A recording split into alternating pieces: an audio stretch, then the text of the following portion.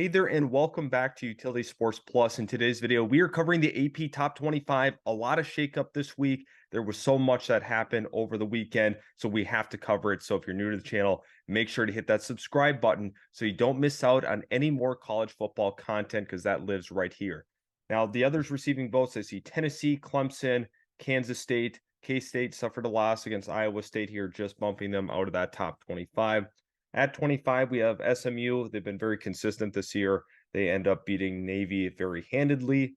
Moving into number 24, we got James Madison. Very, very disappointing week last week. However, a nice recovery game here against Coastal Carolina. They look very sharp in that one through and through. Super impressed with what James Madison's been able to do. I think they're going to be on a lot of people's radars moving forward.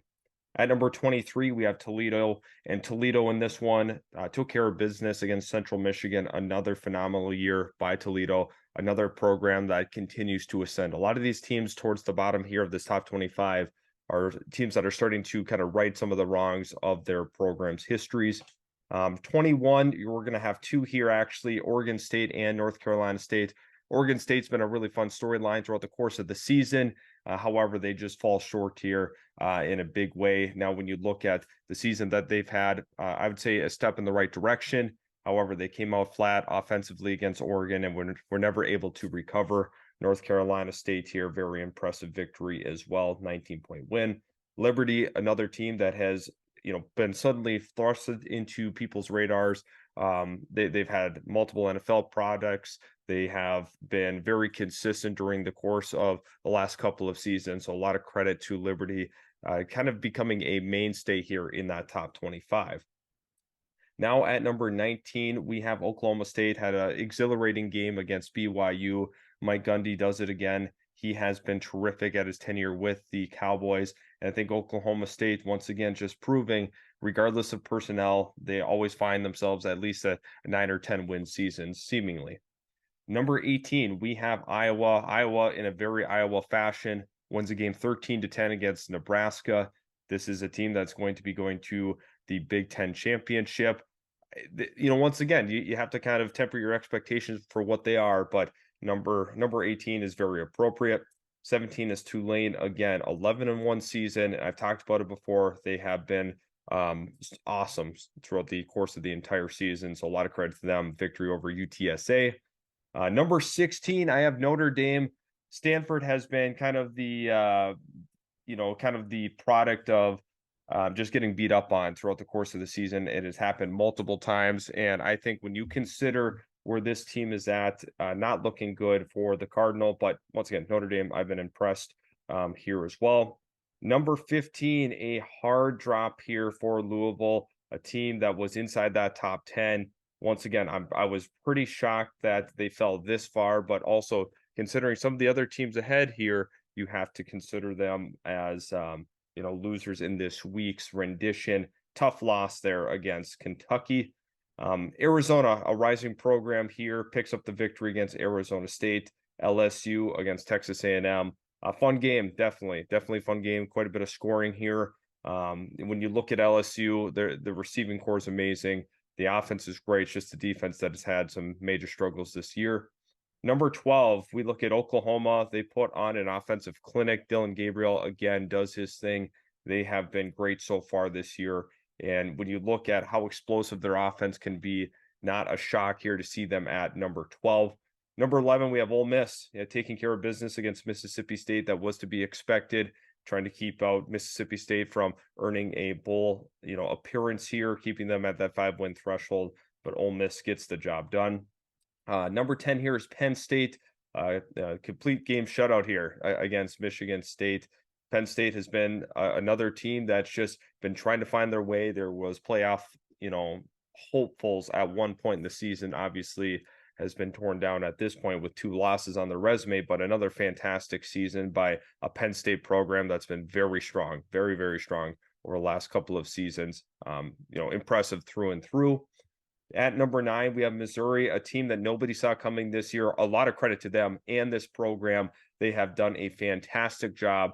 Coaching staff, players, they have all bought into the system, and they pick up the victory against Arkansas.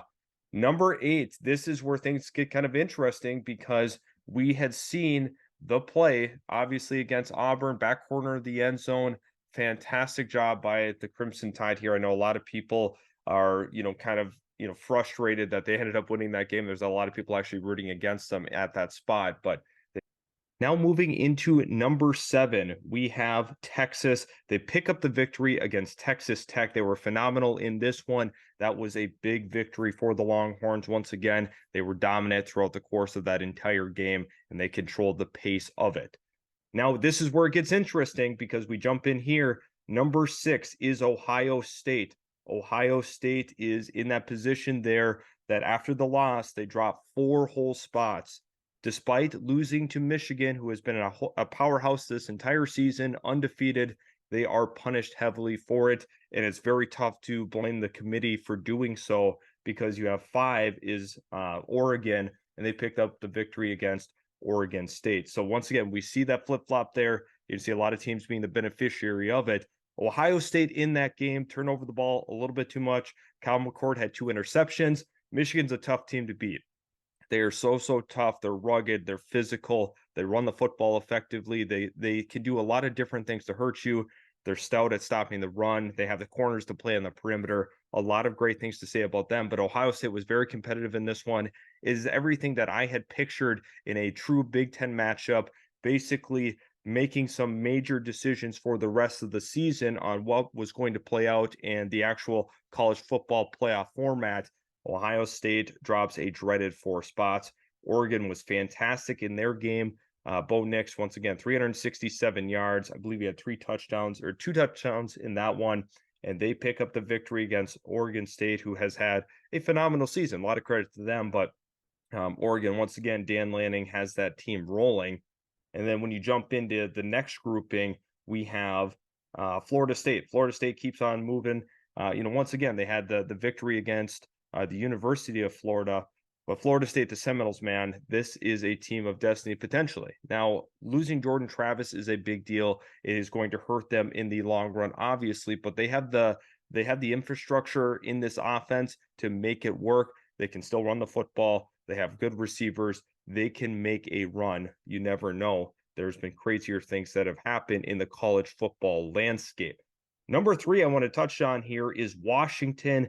Now, we saw with Michael Penix, he didn't even want to watch that final kick there. Washington was sweating during the course of this game. Washington stays very competitive, man. They are a gritty, scrappy team. I think Washington might have looked past them just a little bit. At the end of the day, though, they pick up the victory. 12-0 on the season. It's been a Cinderella story for these 2 teams more specifically. That was not on the radar for us college football fans at the start of the season. So a lot of credit to the Huskies. Number 2, we have Michigan. Once again, I cannot explain how important it was for this program to get the victory. They had a lot of things going for them. They were at home. They felt like they may have had Ohio State's number. There's a lot of confidence, really being exuded by this Wolverines team, rightfully so. They've been dominant all season, and they take care of business against Ohio State. Phenomenal. If you're a Wolverines fan, show some love in the chat here. This is incredible, the year that they've had. And then finally, to cap it off, we have Georgia. They've been great all season. Once again, Carson Beck was not entirely sharp in this one. However, he didn't necessarily have to be. They pick up the victory against Georgia Tech, and they remain number 1. So once again, thanks for stopping by. We'll catch you in the very next Utility Sports Plus video.